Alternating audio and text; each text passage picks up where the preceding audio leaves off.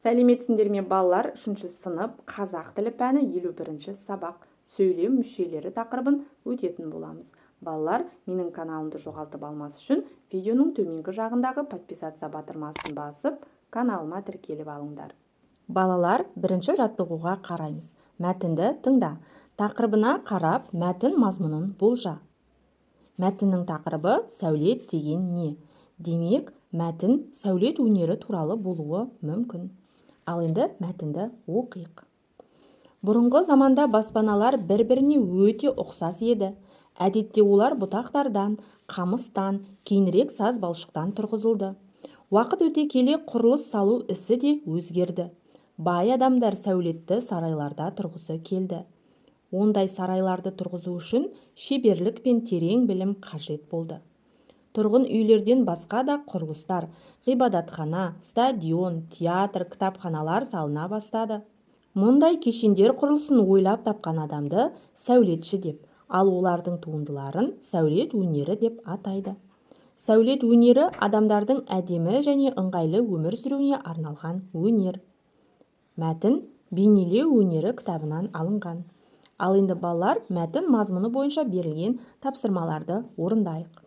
Мәтін мазмұнына тірек болатын сөздерді тап. Және мәтін бойынша бір-біріңе сұрақ қой дейді. Балалар, тірек болатын сөздер үй, сәулет өнері, сәулетші, құрылыстар, ғимараттар сөздері екен. Ал енді мәтін мазмұны бойынша сұрақ құрастыратын болсақ, сәулет өнері дегеніміз не? Сәулетші деген кім? Бұрынғы замандағы үйлер қандай болған деген сияқты сұрақ құрастырсақ болады. Сәулетші деген кім? Мәтін сөздерін пайдаланып, жауап жазып көр дейді. Балалар, сәулетші дегеніміз сәулетті кешендер мен көрікті ғимараттарды ойлап тапқан адам. Келесі екінші жаттығуға қараймыз. Сөйлемдердің тыныс белгісін дұрыс қойып жаз дейді. Адамдар баспана салды. Нүкте қоямыз да келесі сөйлемді бас әріппен бастаймыз. Баспаналар бір-біріне ұқсас болды. Сөйлем аяқталды, нүкте қоямыз. Жаңа сөйлемді бас әріппен бастаймыз. Кейін тұрғын үйден басқа да құрылыстар салына бастады. Осылай тыныс белгілерін дұрыс қойып, дәптерімізге көшіріп жазамыз. Сөйлем туралы білетініңді еске түсір. Бірінші, сөздер мағыналық жағынан бір-бірімен байланысты болады. Екінші, аяқталған ойды білдіреді. Үшінші, бірінші сөзі бас әріптен басталып жазылады. Төртінші, соңына не нүкте, не сұрау белгі, не леп белгісі қойылады. Келесі, сөйлемдерде неше сөз барын анықта дейді. Балалар, бірінші сөйлемде 3 сөз, екінші сөйлемде 5 сөз, ал үшінші сөйлемде 8 сөз бар екен. Алғашқы сөйлемдегі сөздерге сұрақ қой дейді. Алғашқы сөйлем бізде адамдар баспана салды. Ал енді осы сөздерге сұрақ қояйық. Кімдер баспана салды? Адамдар. Адамдар не салды? Баспана салды. Адамдар не істеді?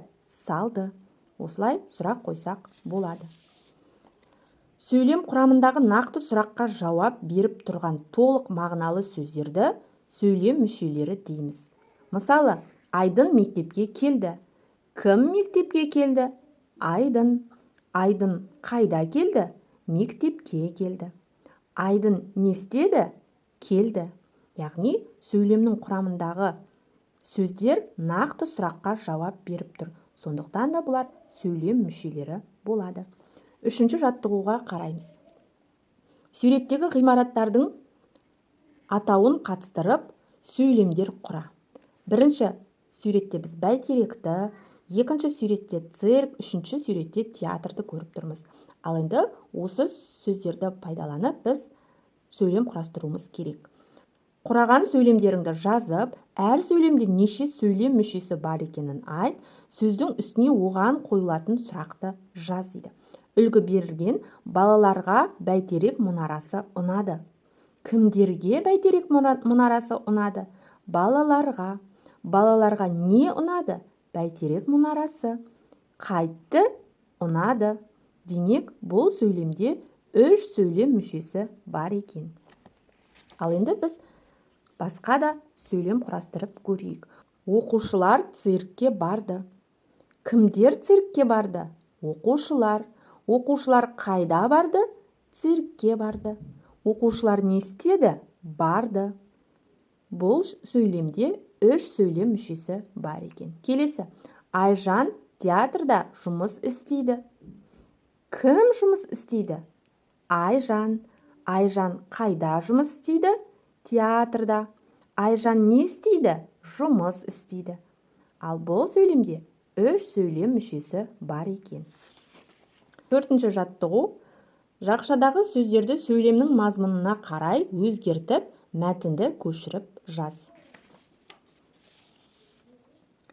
Алматы хайуанаттар бағына келушілер тоғанда жүзіп жүрген ләйлекке қызыға қарайды. Ләйлек көк құтанға ұқсайды, бірақ ләйлектің қауырсыны ашық түсті болып келеді, әрі бойы да биік. Ал енді екінші сөйлемде неше сөйлем мүшесі бар екенін тап дейді. Балалар, екінші сөйлем бізде ләйлек көк құтанға ұқсайды. Ал енді сұрақ қояйық. Не көк құтанға ұқсайды? Ләйлек. Ләйлек неге ұқсайды? Көк құтанға. Не істейді? Ұқсайды. Демек, екінші сөйлемде 3 сөйлем мүшесі бар екен. Осылай сөйлемдегі сөздерге сұрақ қою арқылы қанша сөйлем мүшесі бар екенін анықтаймыз. Балалар, осымен бүгінгі біздің сабағымыз аяқталды. Барлық тапсырмалар сендерге түсінікті болды деген ойдамын. Келесі жаңа сабақта кездескенше сау болыңдар.